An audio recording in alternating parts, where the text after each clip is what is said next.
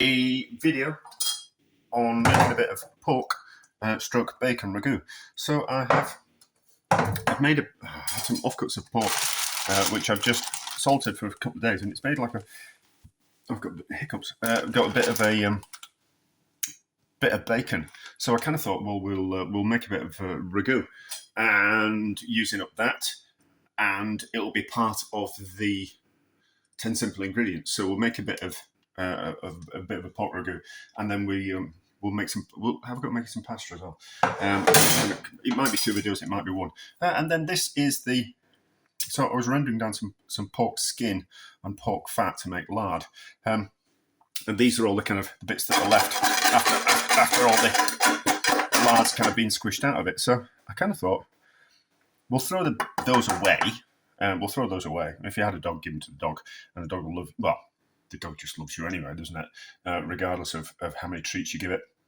But those crustaceans on the bottom, I'll add to the flavour of the pork ragu. So we won't waste those. We'll just scrape these off like that, and then we'll carefully brown the bacon a little bit in the container, and then add some onions and add some tomatoes, and then slowly cook it down in the oven, because I've got things to do today and I can't really be bothered watching a pan on the stove. But we can just put something in the oven just to slowly tick away, can't we? Yes. Right. So I have started frying the onions a little bit just in that pan, just to start lifting up the goodness on the bottom of it. But it'll come off as it cooks, and then we've just fried off the bits of pork stroke bacon just to give them a little bit of colour, because we're not using many ingredients and we're not using particularly excellent quality. We just need to be a little bit more what's the word? We just need to kind of help it along a little bit more. So by using all kinds of methods, so you don't have to brown the meat, you don't have to soften the onions, you can just, but we're using cheap tomatoes and we're using not many ingredients, so we just need to give it a bit of a hand. That tomato will have just lifted off any kind of crispy bits on the bottom of the pan, and then we'll just rinse the tins out with some water, and then do the same. Rinse that water into there as well. So tomatoes in there. 4 tins of tomatoes, I think. Yeah, we might as well make plenty, and then we can, if it's going to be in the oven, we might as well utilise it and make us, not as much as possible, but make us a substantial amount, and then just rinse out the tins with a bit of water so we don't waste that tomato that's in there. It'll evaporate off anyway, but it just saves on the food waste, doesn't it? And then just that water in there like that, just to lift off any tomato residual in there, because we paid for it, we're going to use it all. And then cover on, and then in the oven 150 degrees, and what'll slowly happen is the bacon stroke pork will cook nice and slowly, and the everything will kind of condense down, and we'll be left with a lovely bacony, porky ragu, which we'll be able to use in other dishes. So up to boil, and then a bit of foil on the top of it, and then in the oven 150 degrees, and we're back in 4 hours time, something like that. Right, so it's definitely ready, because I turned the oven off about half an hour ago just to cool it slightly, but it's still hot.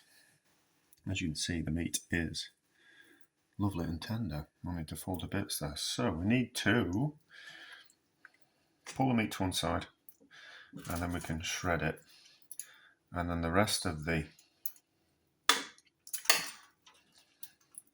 onions and the tomato, what we'll do is we'll just slightly mash it with the potato masher, just to break it up and make it a little bit smoother, and then we can shred the meat back into the ragu. Also, we'll be able to find out any bits of.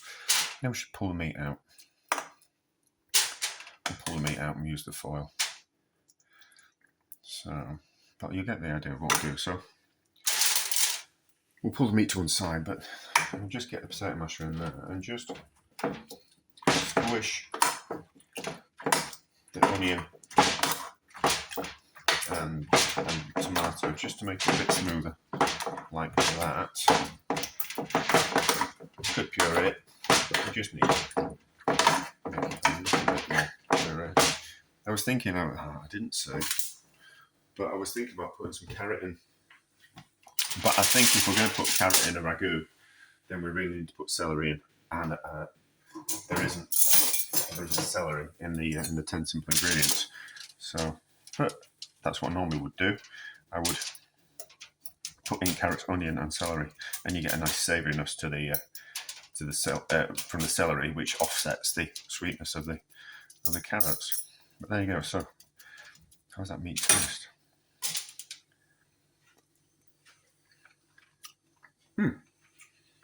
Not particularly good. Oh, well. Got a bit of mix that in there, and a bit of sauce. It'll need a bit of seasoning. No, it might not actually. I'll put a little bit of salt in, but the pork stroke bacon was already a little bit salty. I forgot to put some thyme in. We've got thyme in the garden, and I meant to put some in. But that's lovely as that. That's lovely as that. Considering that's just cheap tin tomatoes, onion, and some pork that we kind of turned into bacon. That's lovely. And those little bits of good. Yeah, actually, if we don't want to waste those bits of flavour on the tin foil, do we? So we'll just move the pork around, and it'll just pick that up. There's a yellow tinge to this camera, this film. Anyway, so that's a success, isn't it? Is this going to be part of another video? No, I think it's going to be a separate video, because I kind of well, we could do. Maybe I'll do like a break it down. So I'm going to do some pasta with some strong flour. So maybe I'll combine it all into one, and then we'll do some separate parts to it as well. Because I kind of think if you want like an easy ragu recipe, you don't want to have to faff all the way through me making pasta, do you? But anyway, but we're going to find out, aren't we? So I suppose we should have mixed up the eggs before we started. But Peter Kaufman wouldn't have done that, would he? Well, I don't know. Never worked with him. Worked with a chef who worked with one of. No, I would. Now, how do you describe people? So, I worked with someone who worked with Pierre Kaufman, and he worked with Pierre Kaufman when they went from 2 Michelin stars to 3 Michelin stars. So, I presume in the early 1990s. I don't know when he got his 3rd star. Now, would I regard? I liked the chef that I worked with. I wasn't entirely sure he liked me. I think probably tolerated me, but I don't think he would have regarded me as a friend. But anyway, so yeah, and what we're going to do is we're going to make some. I'm not going to roll it out into spaghetti or tagliatelle, or we're just going to do some. We're going to use the pasta board again, but I was thinking it's all very well having a pasta board like I got for Christmas, but I mean it wasn't expensive, but not everyone's got one of those. Right? Not everyone wants to invest, so I bought something that might be able to be used as an alternative. So, but we'll see. So I'm not adding any salt to this pasta dough because it draws out the moisture from the egg and makes the dough sticky, which is not what we need. So we'll season the pasta water, but we're not going to season the pasta dough.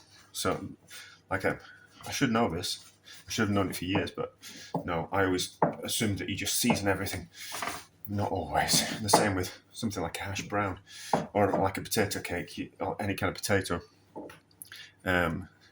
dish like a hash brown. if you season them, the liquor wants to kind of come out and turn them sticky, which is not very good, which means they don't just keep quite as well in the fridge. So you can't make them and then store them in the fridge and then to be used later on, which is a bit of a shame.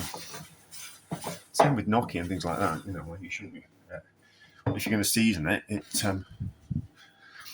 the moisture starts coming out of it, which is not what you want.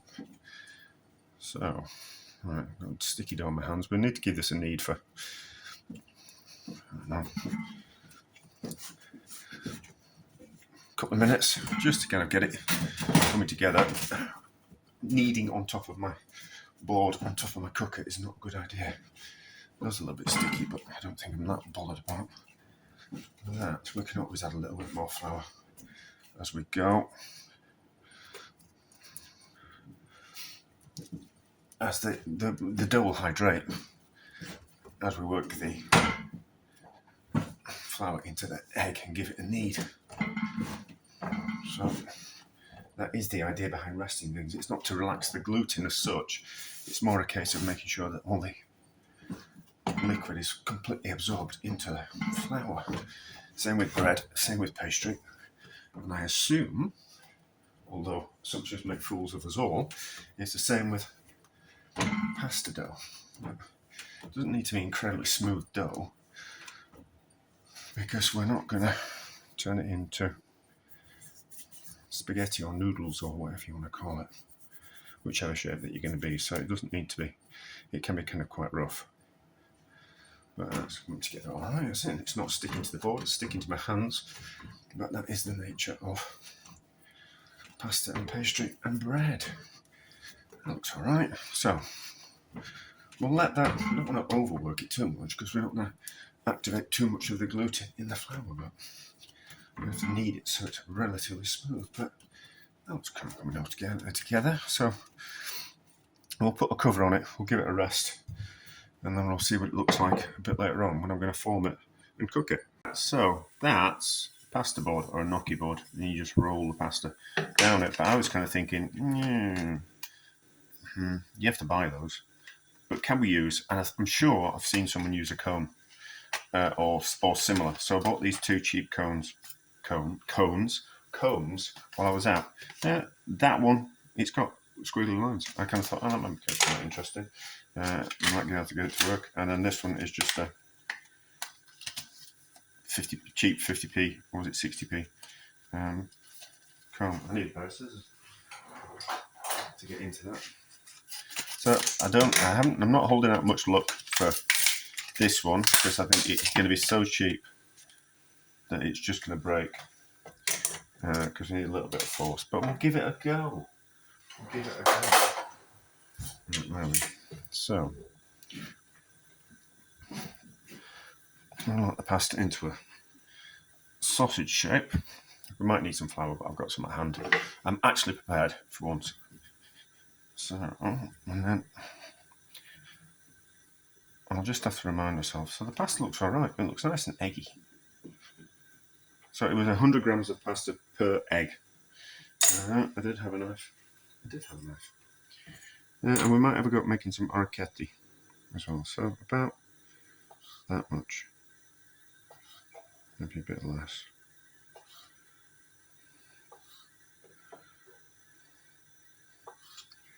We'll just do a few. See if we can get the knack of this. So a little bit of dusting the flour on the pasta board, and then what you do is you just simply, no recording on me, yes we are. We just simply roll down it like that, and you get those nice little pasta shapes, you know. But you don't need the whole board. Just like that.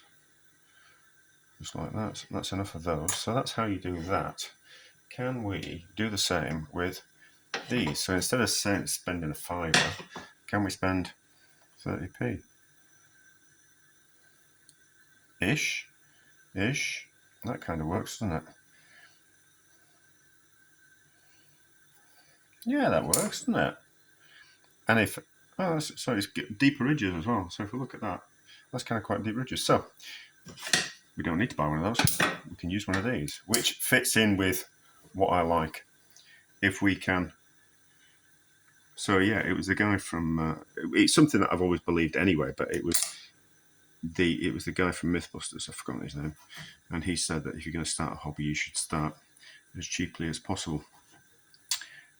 Buy yourself cheap equipment, and then when it breaks, buy yourself better. Because when you start a hobby, you're not necessarily going to stick with it. So if you're going to spend £1,000 on something, but you can buy a cheap version for 100, you start with £100 version. I see if you actually like the hobby. So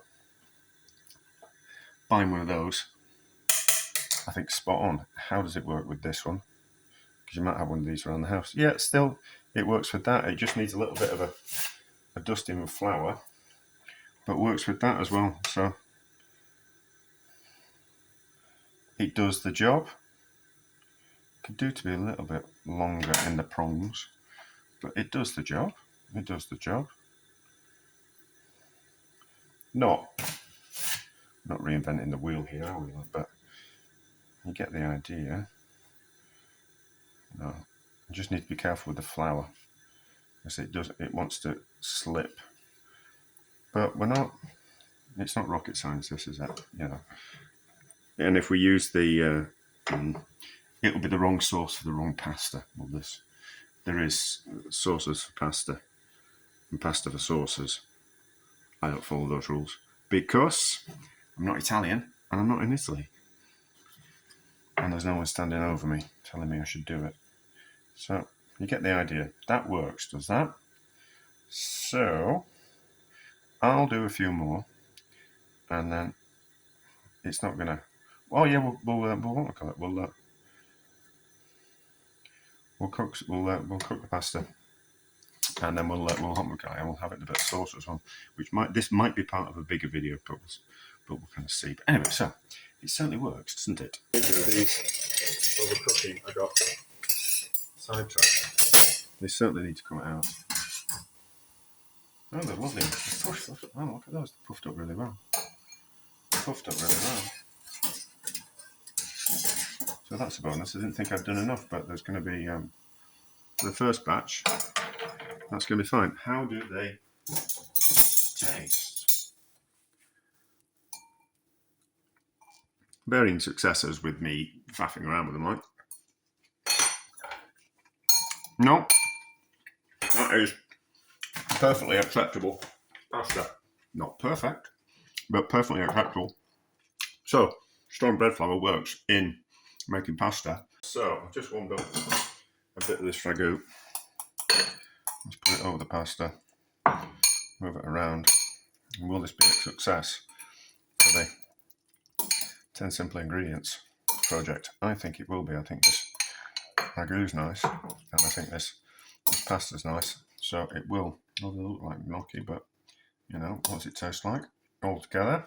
Ooh, bit of pepper. Better with a bit of thyme in it, but how does it taste?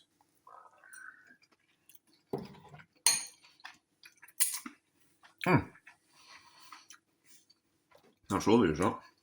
That's a success.